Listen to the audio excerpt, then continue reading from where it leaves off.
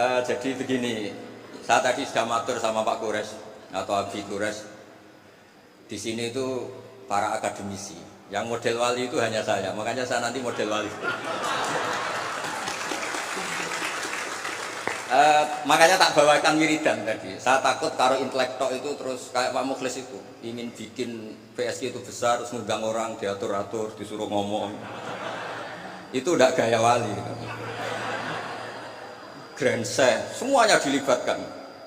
Ya, terus diatur, ngomongnya harus ini, begini, begini. Itu termasuk masalah.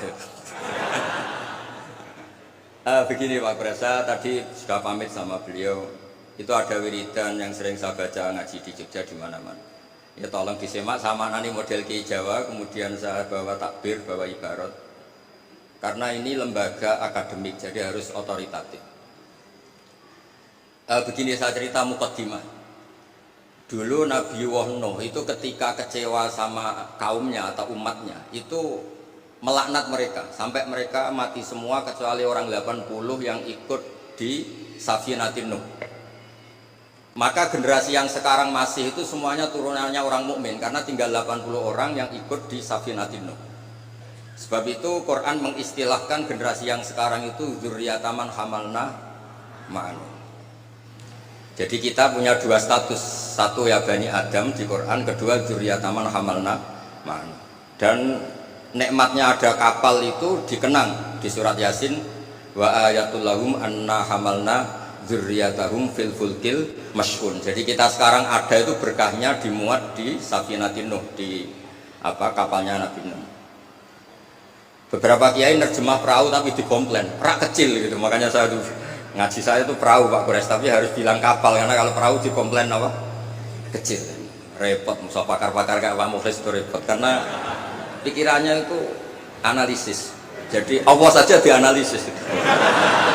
Lah kalau saya model wali sudah, kalau hubungan dengan apa itu ya subhanallah bihamdi adada khalqi wa ridha nafsi wa zinata arsy wa midada kalimat. Yang kedua ada tasbih subhanallah mil al mizan wa muntahal ilmi wa mablaghur ridha wa zinatal arsy. Nah, semuanya saya hormati yang hadir di sini, termasuk yang mungkin tidak pinter bahasa Arab, tapi ya tetap pinter. Saya itu punya kenangan terburuk, ketemu orang goblok itu satu Pak Kures. Saya ini kata orang banyak kan pinter. Terus kata orang-orang gini, Gus ngaji tafsir susah apa? Enggak, susah. Kalau menghindari barang susah itu berarti pinter. Berarti yang tidak mengkaji tafsir itu pinter karena menghindari barang susah. Wah, ternyata saya goblok karena menekuni barang yang susah. Jadi tidak semuanya orang tuh kagum sama Dr. Mukhlis Hanafi karena menekuni barang yang susah. Berarti itu ya udah ada ngomong gitu. Ya ini saya baca, ini ada saksi, ada Abi Quraisy, ada beberapa orang yang menekuni. Amit Pak Mukhlis ini dari kitab Tafsir Ar-Razi. Tolong ini spesial untuk anak-anak yang di PSG maupun alumni PSG. Di antara yang diwahyukan sama Allah Subhanahu wa taala kepada Nabi kita Muhammad SAW adalah wasbir li hukmi rabbika fa innaka bi a'yunina. Muhammad, kamu sabar saja, menghadapi apa saja sabar saja. Karena kamu dalam pantauan kami, dalam lindungan kami. Itu di tafsir Ar-Razi atau tafsir Al-Kabir disebutkan wasbir wabaddil al-la'na bit tasbih. Wabaddil al-la'na bit tasbih. Wasabbih bihamdi rabbik baddil qaulaka Allahumma ahlikum. Ala tara ila qauli ta'ala fasbir li hukmi rabbika wala takun kasahibil khut. Jadi intinya itu ada dua nabi yang ketika kecewa itu yang satu mutung itu ya kayak pengurus takmir yang mangkel terus mutung gitu di desa-desa itu. Saya itu kan termasuk kiai induk di daerah saya, termasuk kiai induk. Sering dilapuri kiai takmir masjid mutung, nanti masuk lagi mutung lagi, itu biasa di. Nah itu jenis Nabi Yunus, beliau dakwah, kemudian mereka ada iman, beliau keluar dari komunitasnya terus terjadi sampai ditelan ikan. It'abaqa ilal fulkil mashhur. Nabi tidak boleh. Kamu jadi nabi tidak boleh mutungan. Jadi Pak Mukhlis kecewa apapun dengan anak-anak PSG nggak boleh mengundurkan diri. Lebih menekuni di Basnas harus nomor 1 di sini itu. Terus kedua ada Nabi Nuh, ketika kecewa melaknat mereka, Rabbil la tazar alal ardi minal kafirina daya. Habisi saja ya Allah, mereka ini pecundang, mereka ini mengkafiri engkau. Nah, Nabi itu nggak boleh niru dua-duanya, nggak boleh. Kalau kecewa itu disuruh mengganti tasbih. Makanya tasbih itu wiridan yang luar biasa. Terserah tasbih kamu apa, misalnya tadi subhanallah bihamdi adada khalqi. Mungkin kita janggal adanya orang-orang nyun sewu, orang-orang nakal. Tapi itu kersane Allah. Nanti ada fungsinya sendiri menurut yang dikersane Allah. Saya beri contoh ya, sampean nggak usah tersinggung. Saya beri contoh. Misalnya kutu. Itu gara-gara kutu itu ada pabrik sampo. Akhirnya banyak pekerja banyak. Kalau Allah nggak bikin kutu itu udah ada pabrik sampo. Jadi Allah kalau bikin itu ya gampang saja. Allah bikin kotoran hewan. Mungkin Anda janggal untuk apa? Tapi tanyakan petani, langsung bisa jawab. Oh, pupuk ini untuk pupuk untuk ini. Sehingga dalam iman itu khairihi wa syarrihi minallah. Kalau kamu nggak paham sirrul qadar, nggak paham rahasia Allah, ya sebenarnya baca tasbih. Subhanallah bihamdi adada khalqi wa ridha nafsi wa zinata arsy wa midada. Jangan kalau tidak paham kemudian jadi orang kritis. Itu kriminal itu dalam hubungan dengan Allah itu. Tidak ada njur mukhlis, tidak ada. Jangan pernah. Saya beri contoh ya. Allah itu pernah disomasi malaikat ketika bikin Nabi Adam. Saya nanti kalau di akhirat mau cari malaikat ini yang pernah mensomasi ini, tak cari. Malaikat ini tidak tahu kalau suatu saat di dunia ada PSG, itu tidak tahu, menurutnya nggak tahu. Ketika Allah bikin Nabi Adam, itu kata malaikat, ataj'alu fiha may yufsidu fiha wa yasfiku dima. Mas, tolong Gusti dievaluasi lagi keputusan kau bikin manusia itu, dievaluasi lagi. Karena manusia itu reputasinya itu potensinya. Malaikat tapi nggak bilang potensi. Ataj'alu fiha may yufsidu fiha. Semua manusia itu distatuskan merusak. Wasikut dima. Ini jelas malaikat ini kata Imam Qurtubi, ini tidak akabirul malaikat, tidak Jibril, tidak Mikail, tidak Israel, tapi awamul malaikat. Jadi bukan malaikat papan atas. Nah, berarti malaikat ini kan tidak pernah survei kalau ada orang di bumi ini yang menekuni tafsir. Oh, monggo ahlan wa sahlan Habib Wakil Al-Mukanawar.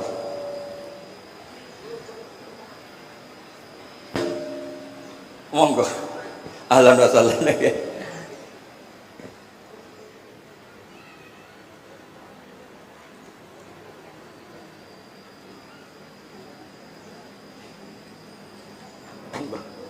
Oh ya.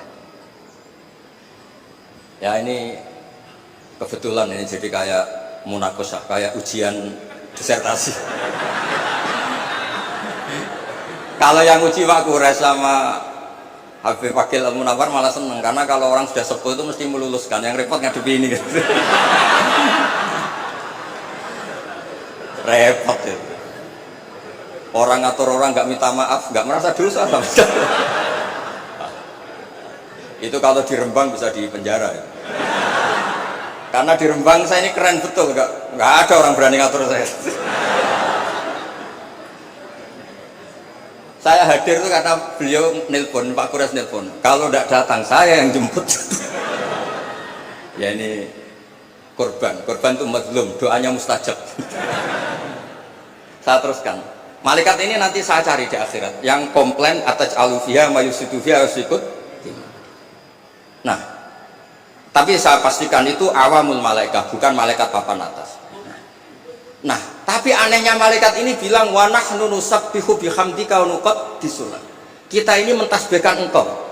Ini kan aneh. Kalau mentasbihkan Allah artinya semua keputusan Allah itu baik, nggak perlu dievaluasi. Ini yang unik, malaikat ini unik, kacau lah. Wong bilang saya mentasbihkan engkau, tapi kali ini tolong dipertimbangkan. Itu gimana ya? Nah, kita tidak seperti itu. Makanya kita tetap subhanallah bihamdi adada khalqi. Paham nak paham terhadap sirul qadar, kita tetap baca apa? Tasbih. Kalau malaikat ini nggak mau, kalau ada sirul qadar atau ada qadar qadar yang malaikat ini nggak berkenan, langsung komplain. Ataj'alu fiha mayusidu fiha wasfikut. Makanya di sini disebut wasbir ewabadil al-la'na bit tasbih. Yaitu ketika Nabi Nuh bilang Allahumma ahlikum, di era Rasulullah SAW diganti Allahumma hdi qaumi fa innahum la ya'lamun. Justru di era Nabi itu adanya Islam itu berkah bagi semua, ya. Adanya Islam itu berkah bagi apa? Semua. Rahmatan lil alamin. Terus ini yang saya matur pada Pak Kures supaya anak-anak PSG itu otoritatif. Kalau punya manhaj itu harus ada dasarnya. Kemudian saya teruskan ini dibawa aja pulang. Nanti kalau yang nggak paham anggap saja jimat gitu.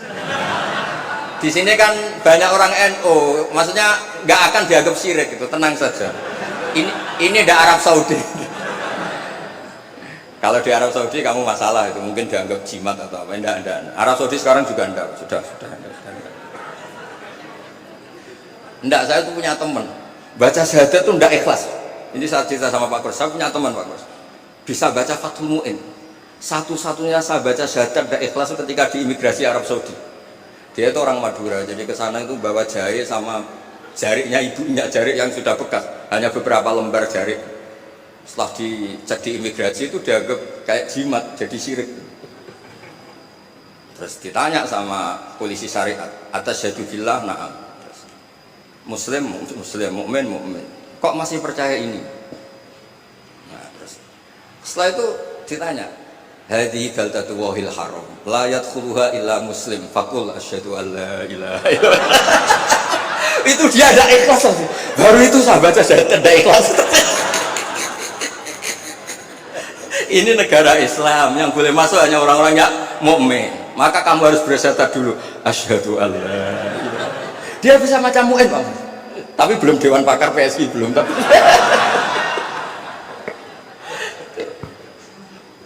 itu seumur-umur baru itu saya baca syahadat tidak ikhlas. Ya sudah, sekarang muslim dia sudah disyahadatkan. Ya, jadi ini termasuk tafsir yang luar biasa. Jadi wasbil li hukmi rabbik itu kata Imam Ar-Razi wabaddilil la'na bitasbih. Jadi nabi-nabi dulu yang sebagian itu memutuskan Rabbil la tadhar alal ardi minal kafirina dayyara, era nabi kalau kecewa disuruh baca apa? Tasbih.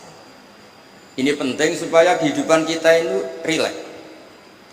Ya saya ulang, ini penting supaya kehidupan kita itu rileks. Misalnya di beberapa daerah kiai itu tukaran. Saya sering kiai tukaran itu bagus. Setan itu yang kurang pengalaman. Orang kiai-kiai itu kan orang-orang soleh, punya saudara 5 tukaran semua, itu pindah Papua bikin pondok, pindah Medan bikin pondok, di Kalimantan malah pondok ada di mana-mana. Itu berkahnya tukaran. Nah, setan kaget, loh, tidak sesuai rencana ini.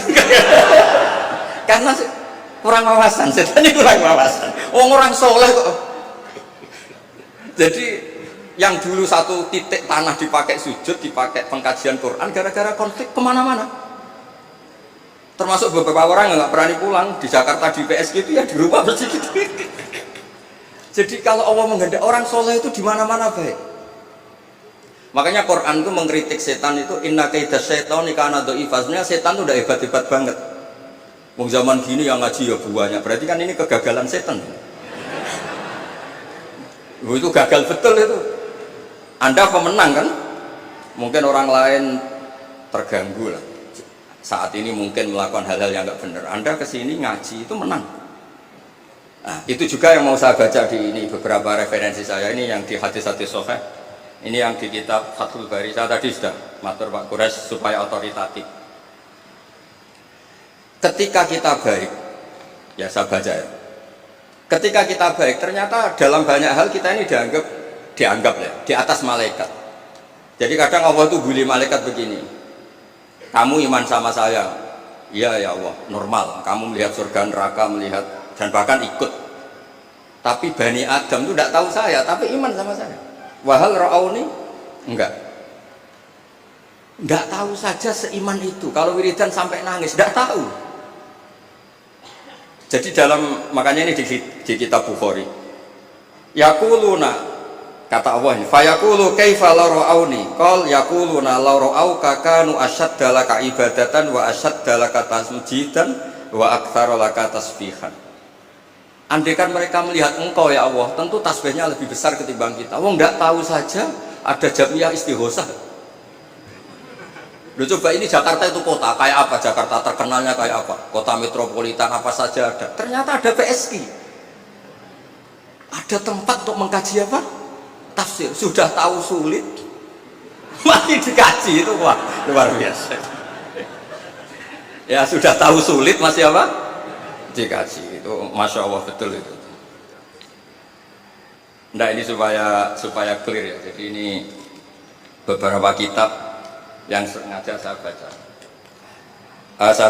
Bismillahirrahmanirrahim. Yang masalah tasbih.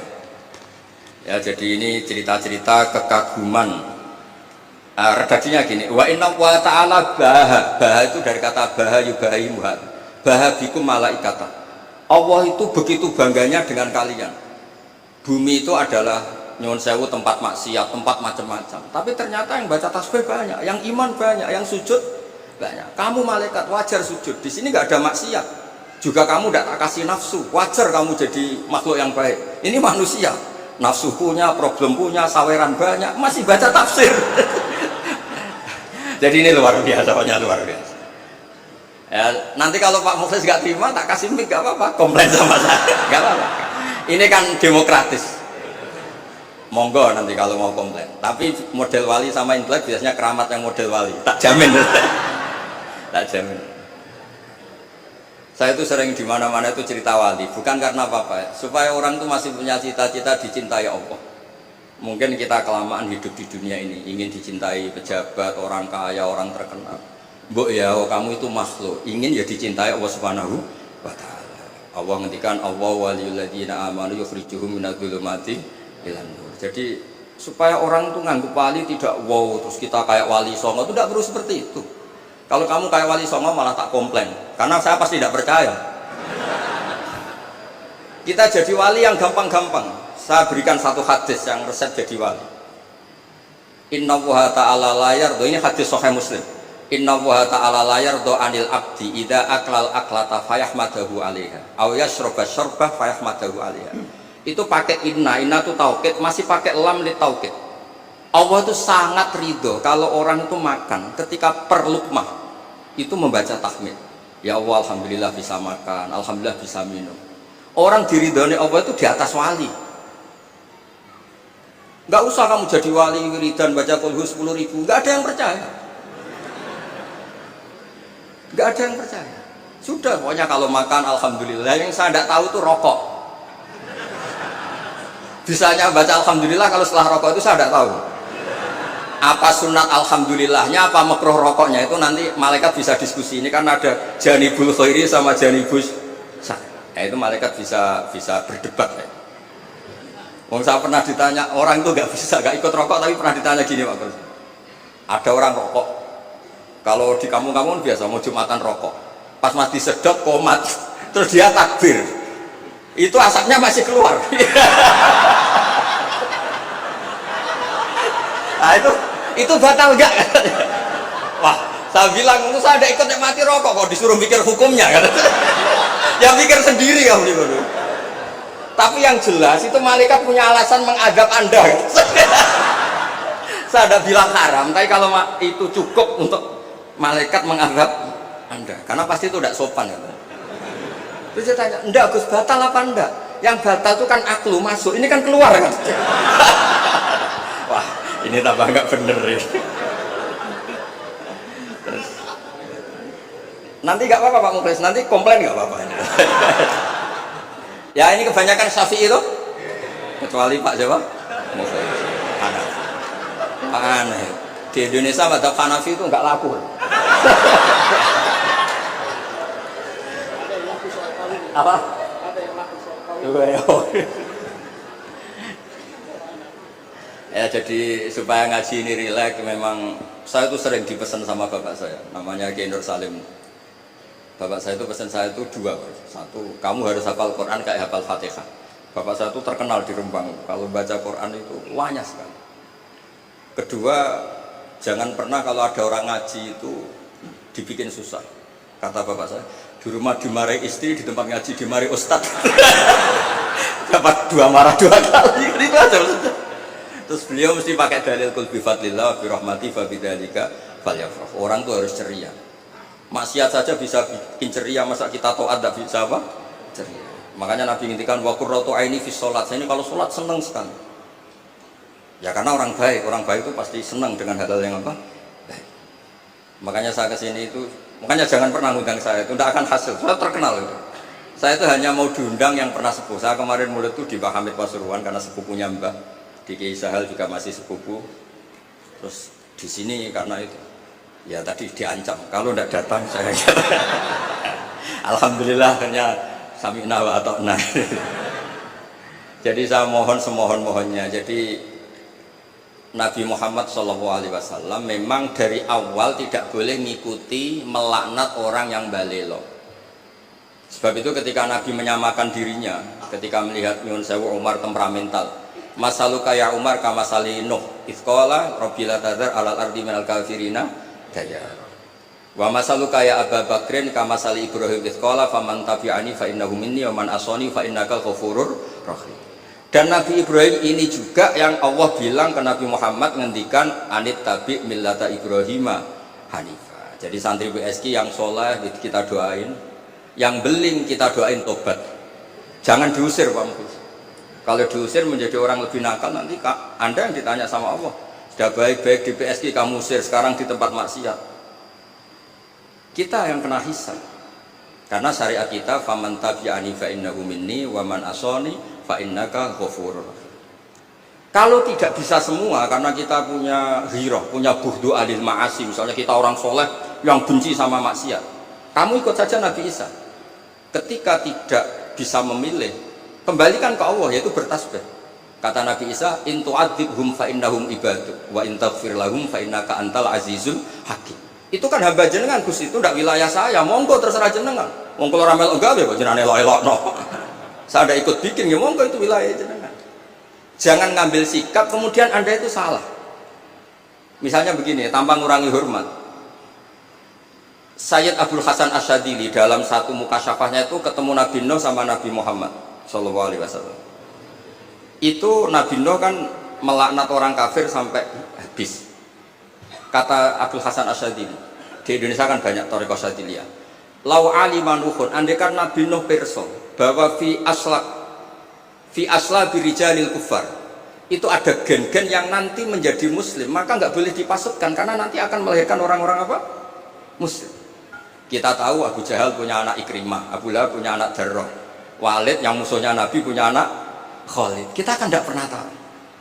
Maka ketika Malakul Jibal menawari Nabi Muhammad menghancurkan kabilah ya Abdu Yalil, juga beberapa kawasan di Mekah, di Hijaz saat itu, kata Allah, Jibril bilangkan ke Muhammad, ingin mereka tak habisi apa Muhammad sabar. Terus kata Malakul Jabal, in syi'ta ya Rasulullah an utbiqa alaihim al-akhshabain. Kalau kamu mau, ini dua gunung mau sabarkan di sini supaya mati semua. Apa jawaban Rasulullah SAW? Bal arju ayyukhrijawah min aslabihim ma ya'budu wa la yusyriku bihi syai'an. Saya sebagai nabi tetap berharap meskipun bapaknya belum iman, anak cucunya apa? Iman. Dan itu yang dilakukan para wali songo, juga yang dilakukan di PSG. Sehingga alhamdulillah barokah harapan itu kita tetap hidup pede, percaya diri, mengelola zaman yang seperti ini. Karena di Quran ada ayat mengelola zaman seperti itu membaini farthi wadamil labanan khalisan sa'ighal disyarikin. Allah itu bisa mengelola, mengeluarkan susu dari sapi, padahal materinya sapi itu ada dam, ada darah, wa farsen ada apa? Kotoran. Tapi Allah tetap segampang itu membuat sapi-sapi itu mengeluarkan apa? Susu. Jadi kamu tidak perlu risau, wah zaman sudah gini, nggak ada nabi, adanya Pak Mukhlis itu, tidak usah gitu. Sudah, kalau mau menghendaki tetap soleh, gampang itu. Nah itu baca tasbih. Napa baca napa? Tasbih. Makanya badilil la'na bit tasbih. Ya, ngoten. Assalamualaikum warahmatullahi wabarakatuh.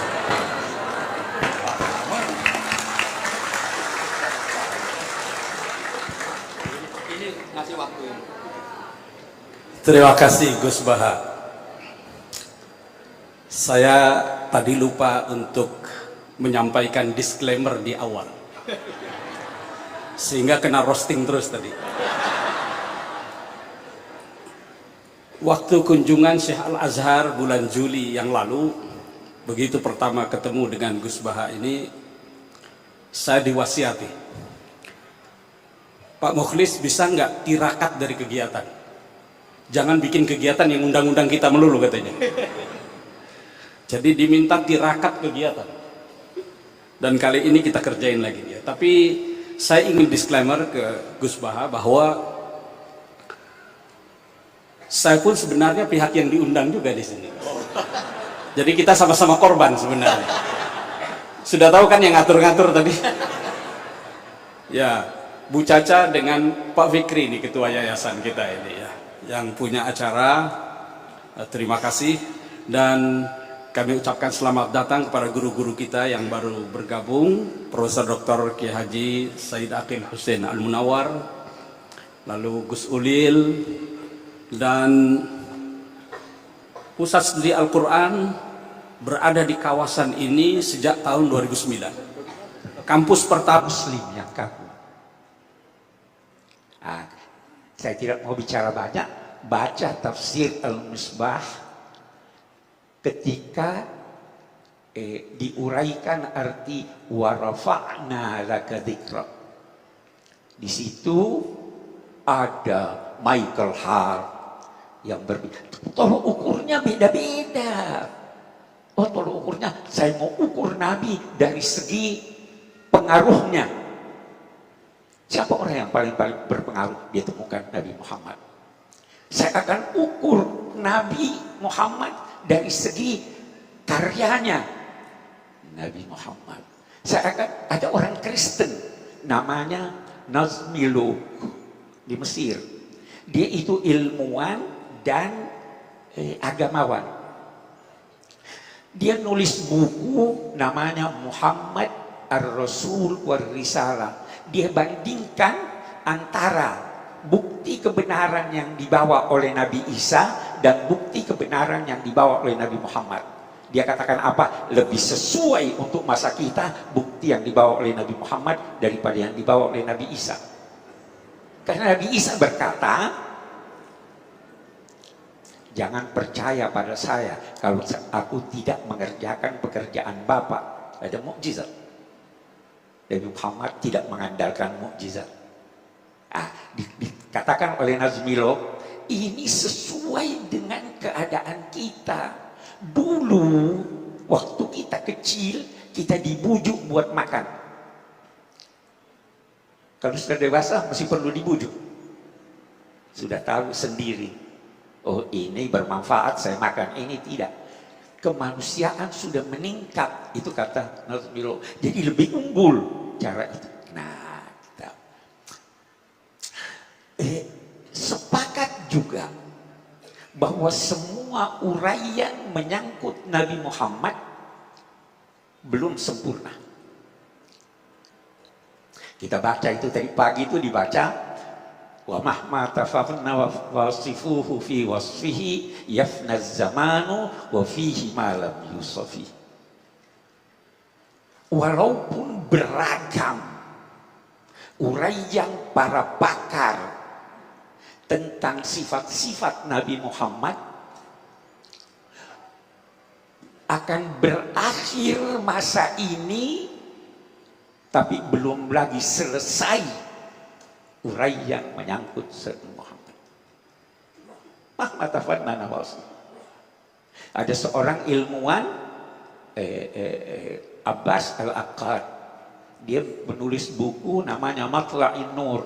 Dia bilang, saya bahas kepribadian Sayyidina Abu Bakar, Sayyidina Umar, Sayyidina Ali. Saya temukan kunci kepribadiannya. Tapi ketika saya bahas tentang kunci kepribadian Nabi Muhammad, setiap saya temukan kunci, saya buka kamar, di dalamnya ada lagi kunci-kunci. Kunci kepribadian itu apa? Saya berkata, oh ini suka bercanda. Kunci kepribadiannya canda. Semua kegiatannya canda. Oh ini serius, jangan bercanda sama dia nih. Serius orangnya. Kunci kepribadiannya itu.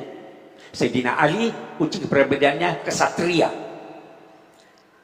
Sayyidina Umar, dia katakan kunci kepribadiannya apa itu Sayyidina Umar? Militer, tegas, dan patuh pada pimpinan.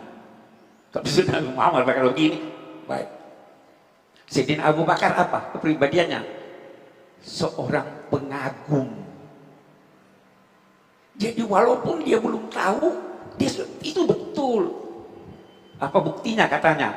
Waktu Mi'raj, ada orang berkata pada Nabi Muhammad, kepada Sayyidina Abu Bakar, itu yang kau punya sahabat itu katanya pergi ke Baitul Maqdis ini. Dia apa? Dia yang bilang, iya dia. Oh saya percaya.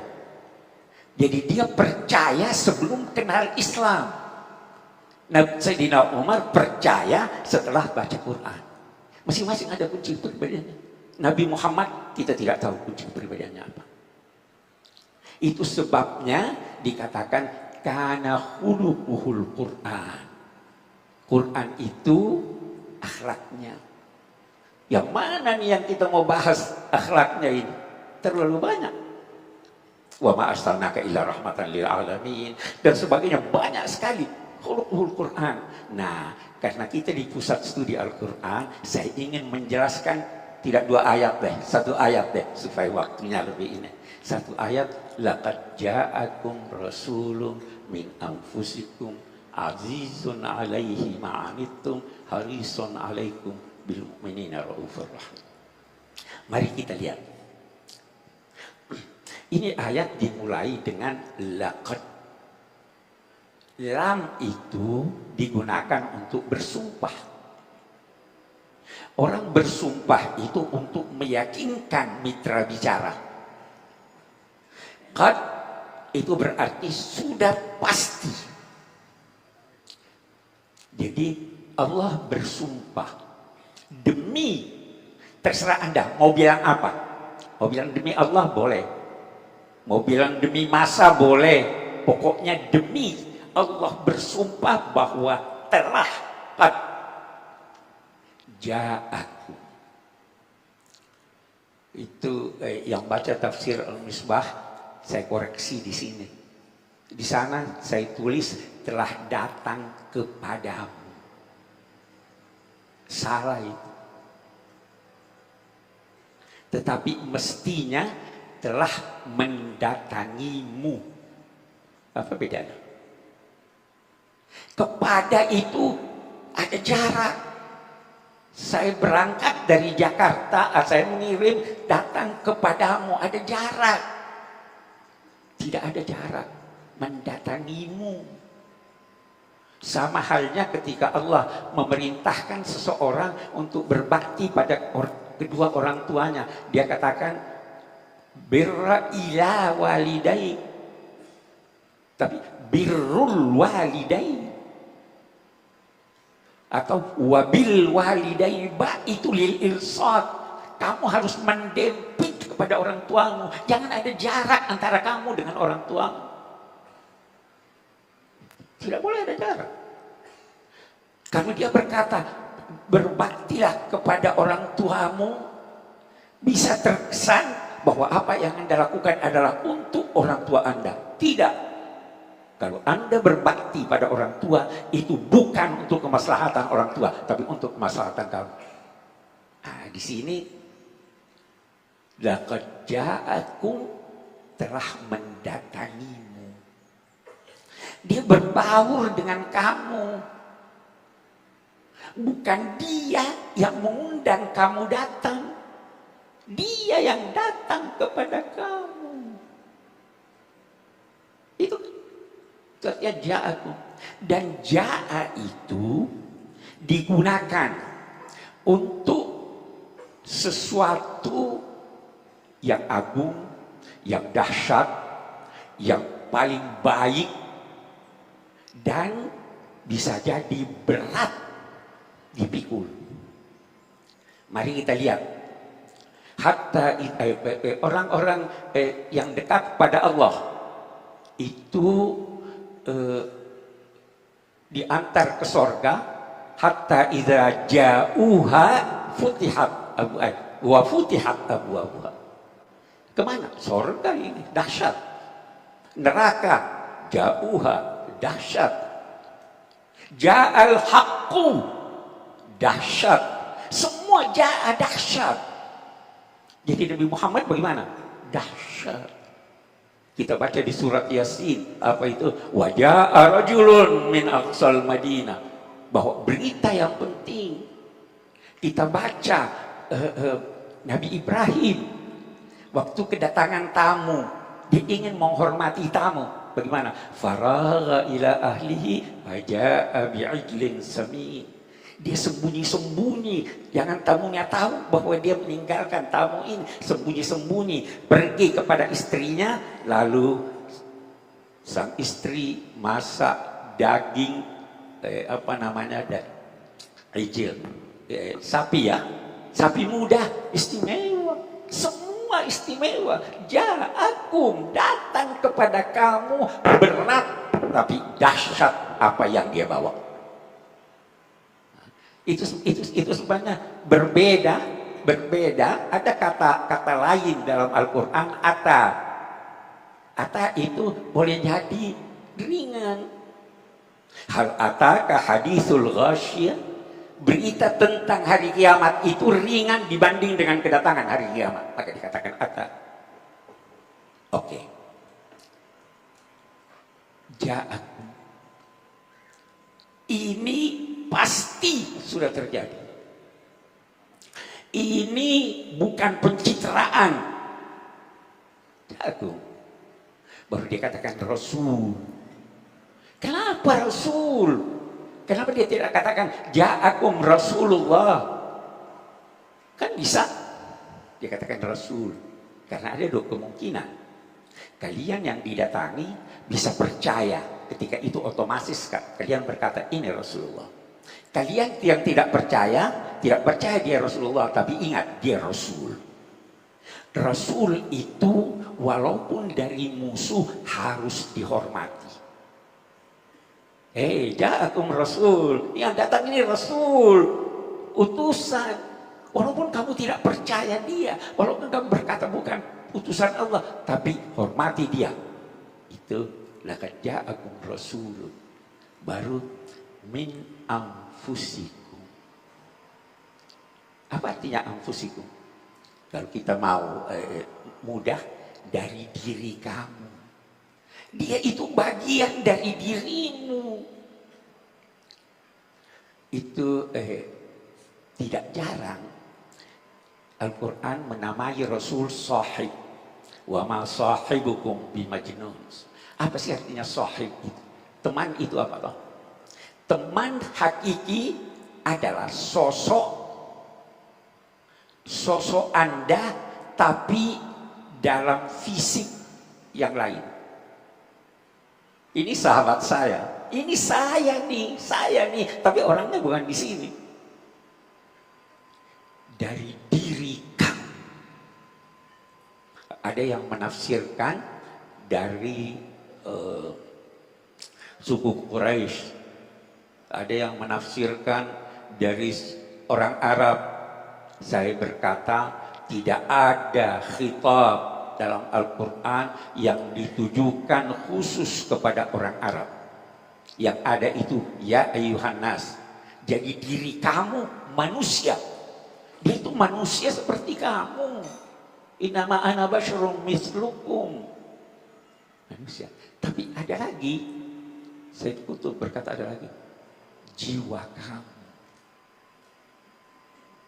Dia itu sama dengan kamu dalam jiwamu.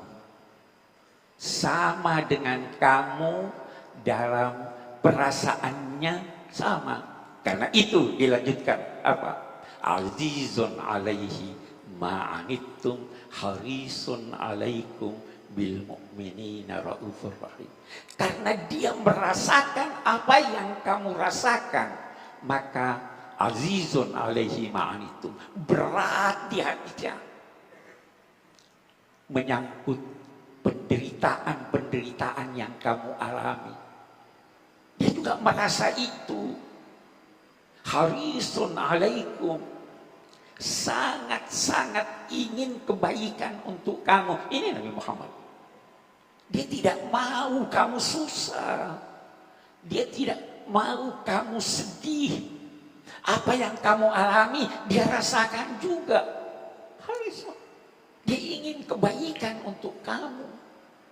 Bagaimana itu kebaikan yang diinginkan untuk kita? Kita baca ayat lain yang menjelaskan ini. Al-Quran ketika berbicara tentang pengutusan Rasul, Allah mengutus Rasul, paling tidak ada dua kata yang digunakan. Yang pertama, walladzi arsala rasulahu bil huda wa dinil haq. Arsala itu berarti mengirim. Kalau Anda mengirim surat, saya antar pada Anda terima, selesai tugas saya. Anda baca atau tidak terserah. Ada setuju atau tidak terserah. Itu arsala. Ma'alaika illal balagh. Ya. Tetapi ada ba'atha. Laqad manallahu 'alal mu'minina idz ba'atha fihim rasulan. Apa? Yatlu 'alaihim ayatihi wa yuzakkihim wa yu'allim. Allahumma shalli 'ala Muhammad. Allahumma shalli 'ala Muhammad. Allah.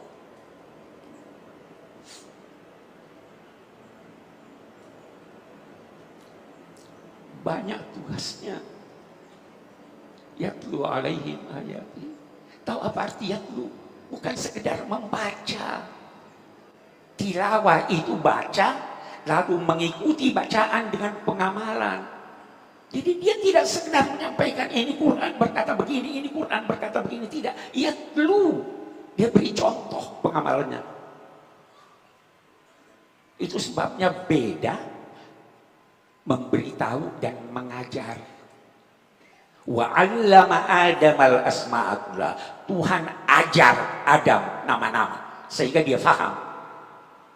Terus malaikat ambihum bi asma'i. Nah, Nabi Adam tidak suruh ajar malaikat, hanya beritahu.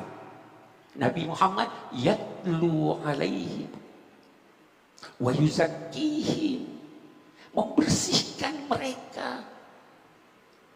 Wa yu'allimuhumul kitab wal hikmah. Itu tugasnya. Itu ba'ats. Ba'atsa itu artinya membangkitkan, menghidupkan. Dia bertugas menghidupkan kita. Menghidupkan. Bukan berarti menarik dan menghembuskan nafas. Menghidupkan. Afaman kana mayyitan fa ahyaina. Bahasa ini tugas beliau, dan inilah yang menjadikan beliau bersungguh-sungguh. Kalau sekedar balang sudah selesai, tetapi ada tugas lain, tugas bi'tsatul anbiya, menjadikan Anda faham, menjadikan Anda mengerti, menjadikan hati Anda suci, menjadikan Anda mengetahui hikmah. Itu tugas Nabi.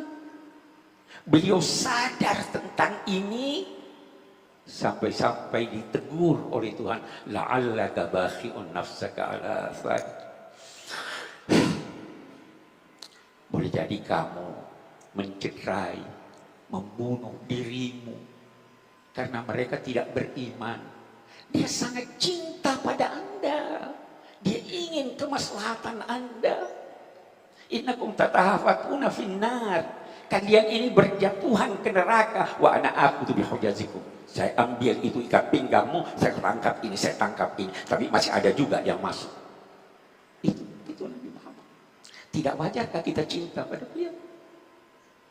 Tak kenal maka tak cinta. Kita tidak kenal. Ini satu ayat ini memperkenalkan pada kita. Inilah Nabi Muhammad. Azizun alaihi ma'anittum harisun alaikum. Baru dia katakan bil mu'minina raufur rahim. Ini aneh, ini ayat. Aneh. Penutup ini. Rauf itu berbeda dengan rahim. Rauf itu ada yang mengartikannya syiddatur rahmah. Rahmat yang melimpah, melebihi yang semestinya, itu namanya ra'fah. Saya beri contoh. Ada seorang butuh katakanlah 100.000.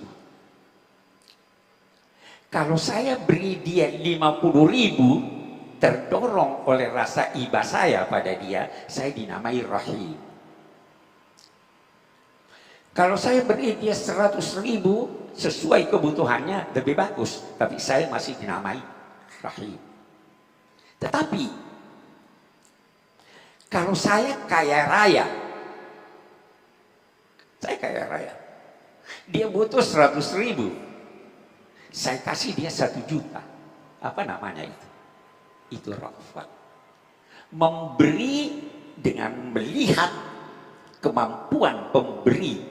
Rahmat memberi dengan melihat kebutuhan yang diberi. Rasulullah raufun, dia beri Anda melebihi kebutuhan Anda. Alangkah banyaknya rahmat Allah yang tercurah pada Nabi Muhammad, itu dia beri pada Anda. Dan kok ada lagi Rahim? Kata ulama, kalau rauf itu yang ada hubungan seseorang dengan orang lain, kalau Rahim itu yang tidak ada hubungannya. Itu sebabnya semua rafat rahmat, tapi tidak semua rafat itu rahmat rafat. Itu sebabnya Allah berkata, ketika dijatuhi hukuman terhadap penzina, la ta'khudhukum bihima, bukan rahmat, rafat. Tapi rahmat harus tetap ada. Kalau begitu Rahim buat orang yang ada hubungannya dengan Nabi maupun tidak ada hubungannya dengan Nabi, buat manusia maupun bukan manusia, dia itu Rahim. Rahim terhadap binatang, Rahim terhadap benda-benda tak bernyawa, semua diberinya rahmat, di antaranya menuju tujuan penciptaannya. Laqad ja'akum rasulun min anfusikum. Coba dihayati ini makna. Kita berbicara satu ayat. Menarik lagi. Itu ayat laqad ja'akum rasulun min anfusikum ditujukan kepada mitra bicara.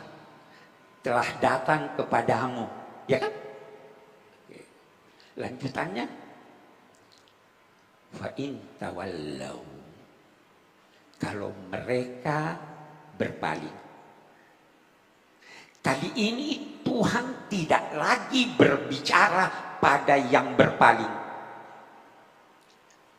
Kalau mereka, Muhammad, kalau mereka tidak mau percaya kamu, sudah, tidak apa. Qul hasbi Allah. Kenapa mengisyaratkan orang yang tidak menyambut ajaran ini tidak wajar mendapat kehormatan untuk bercakap-cakap dengan Tuhan? Tuhan tidak mau bicara sama dia. Fa in tawallau faqul, ucapkan hasbi Allah. Yang penting saya sudah jelaskan risalah. Yang penting saya sudah berusaha sekuat tenaga sampai Tuhan menegur saya bahwa jangan seperti itu. Ya, katakan saja hasbi Allah. Tidak peduli apapun yang terjadi, yang penting cukup bagi saya Allah. Itu Nabi Muhammad. Tidak wajarkah orang ini dicintai? Tidak wajarkah orang ini diikuti? Jangan duga, masih ada waktu. Masih ada waktu, saya ditegur. Jangan duga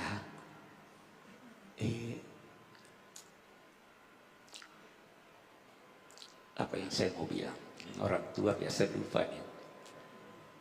Yang penting itu satu ayat. Banyak ayat yang lain yang berbicara tentang Nabi Muhammad.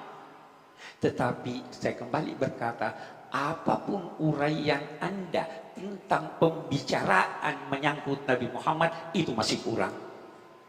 Karena itu ada penyair, walau anna amilna kulla yawmin li ahmada maulidan qad kana wajib.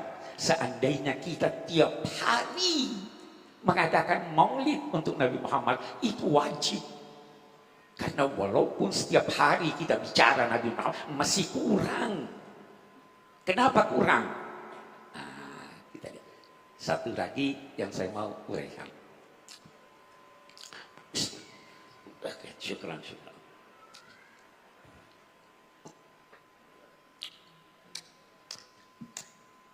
Allahumma sholli alaihi. Nabi Muhammad berhasil. Anda kira keberhasilannya karena Nabi Muhammad, karena pribadi ini? Ya tentu ada, tetapi bukan karena pribadi ini. Ada tulisan, tadi saya sebut Al-Aqad, dia katakan begini. Ini inayatullah, bukan sunnatullah. Ini pemeliharaan Allah, bukan hukum sebab dan akibat. Karena bagaimana bisa lahir seorang di dalam masyarakat terkebelakang, di dalam masyarakat yang menganut faham politeisme musyrik, di dalam masyarakat yang melecehkan perempuan, bagaimana bisa dari situ lahir seorang yang menganjurkan tauhid, yang menganjurkan penghormatan pada, bagaimana bisa itu? Itu baru bisa kalau Anda berkata, kata Al-Aqad, kalau Anda berkata penyakit mengakibatkan kesembuhan. Yang normal, hukum sebab dan akibat, penyakit mengakibatkan kematian. Tapi ini penyakit tidak mau minum obat, kok sembuh? Apa ini yang terjadi? Tidak mungkin terjadi kalau tanpa inayatullah. Itu pengaturan Tuhan. Itu lam yakunil ladzina kafaru min ahli kitabi wal musyrikin hatta ta'tiyahumul bayyinah. Bukti yang jelas tentang kuasa Allah. Apa bayyinah itu? Rasulun minallahi yatlu suhufan mutahhar. Jadi bukti inayatullah itu diberikan kepada orang-orang khusus. Salah satu inayatullah yang diberikannya itu adalah kepada Nabi Muhammad SAW. Dia dipelihara Tuhan.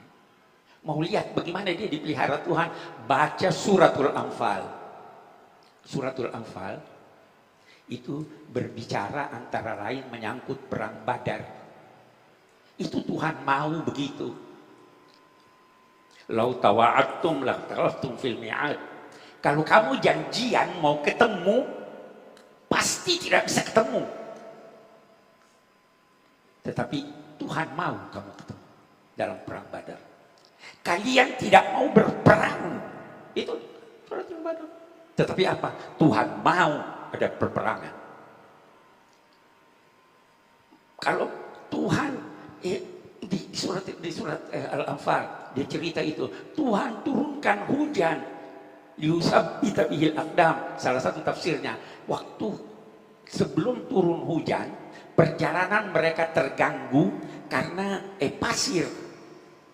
Tuhan turunkan hujan supaya menguat pasir itu sehingga perjalanan lancar. Tuhan menjadikan engkau wahai Nabi Muhammad mimpi, lalu mimpimu kamu ceritakan pada orang, pada umatmu. Jangan khawatir, mereka itu lemah.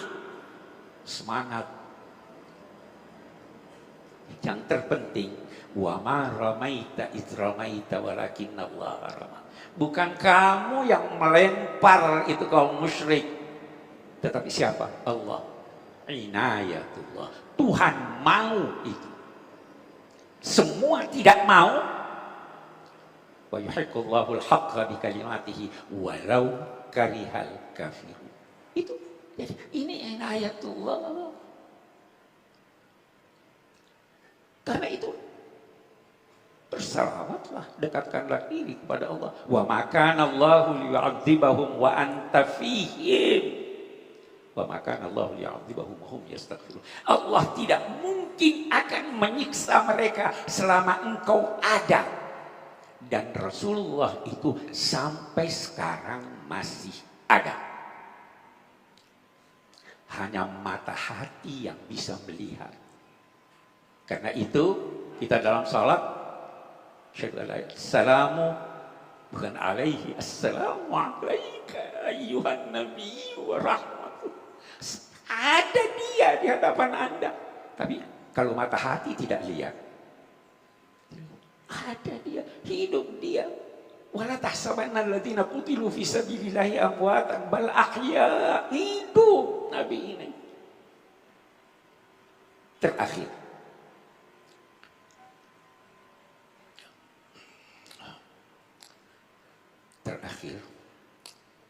Rasulullah telah berjasa.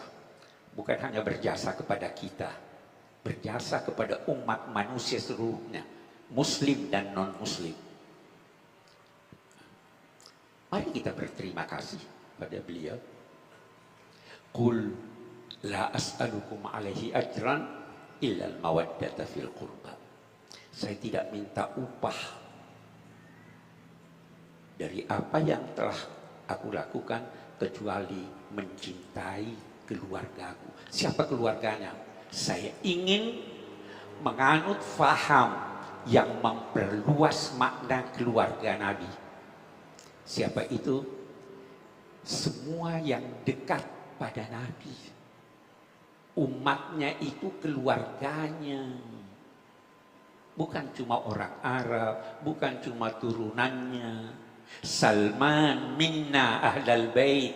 Salman itu orang Persia, keluarga kita. Orang Indonesia, keluarga Nabi. Selama Anda dekat pada Nabi, cintailah keluarganya, cintailah bangsanya. Bukan cuma Arab, cintai umat manusia. Itulah kemanusiaan yang adil dan beradab. Itu mestinya salah satu cara kita memperingati Maulid Nabi Shallallahu Alaihi Wasallam. Tidak sekedar berkumpul makan-makan biaya besar, tidak. Kita harus mengambil suatu pelajaran. Oh, ini toh begini toh Nabi, begini toh hubungannya dengan kita. Dan akhirnya saya ingin mengutip lagi Al-Aqad.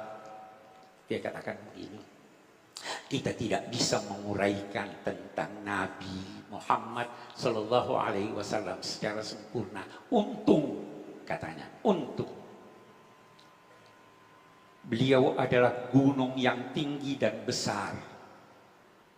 Tetapi jari telunjuk lebih mampu memberi isyarat kepada gunung dan memuaskan yang melihatnya daripada kedua belah tangan untuk merangkulnya.